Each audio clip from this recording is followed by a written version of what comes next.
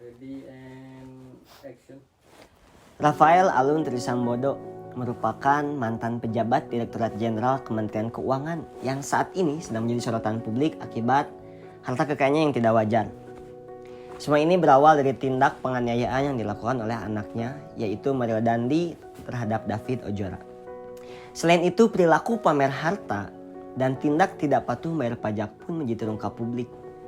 Rafael terbukti tidak menunjukkan laporan harta kekayaan penyelenggara negara secara benar.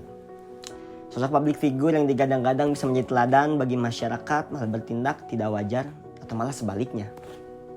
Kepercayaan masyarakat pun semakin turun drastis, terutama pada Kementerian Keuangan. Apakah ini menjadi kasus terakhir atau bahkan menjadi awal dari sebuah panggung besar?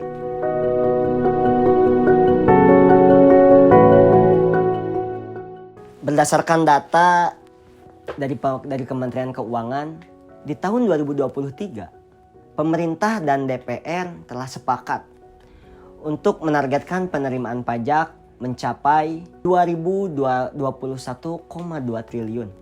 Target ini merupakan tertinggi sepanjang sejarah. Penerimaan perpajakan tahun 2023 tumbuh 5% dari outlook APBN 2022 yang ditopang oleh penerimaan pajak sebesar 1.718 triliun dan keAPBN-an serta cukai sebesar 303,2 triliun.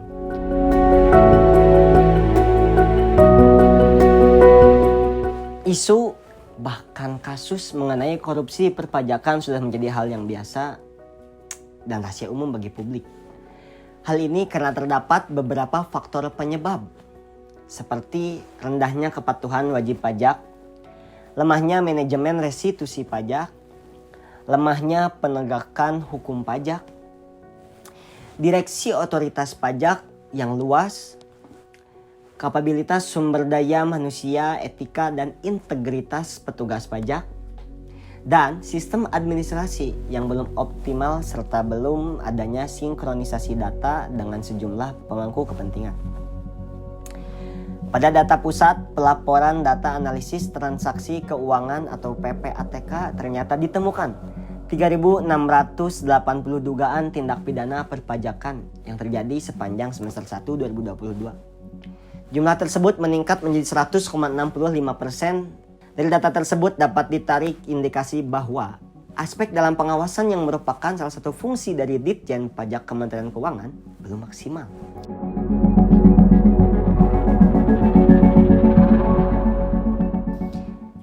Bicara soal peran pemerintah. Pemerintah memiliki peran yang sangat penting untuk dapat menindaklanjuti bahkan menjadi faktor utama terhadap kasus-kasus mengenai praktik korupsi perpajakan. Pemerintah perlu menerapkan AUPB yang ada pada Undang-Undang Administrasi Pemerintahan dalam bidang perpajakan secara tepat. Oleh karena itu, pemerintah dapat mengimplementasikan beberapa asas untuk menindaklanjuti praktik korupsi perpajakan. Di antaranya yaitu asas kepastian hukum, asas kemanfaatan, asas kecermatan, asas tidak menyalahgunakan kewenangan, asas keterbukaan, asas kepentingan hukum, dan asas pelayanan yang baik.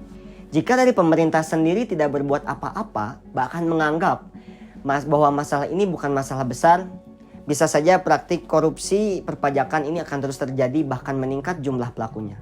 Sehubungan dengan itu, membayar pajak merupakan suatu kewajiban sebagai warga negara yang baik. Kesadaran dari warga negara tersebut menjadi bentuk nyata terhadap cinta Republik dan mendukung sistem pembangunan di Indonesia.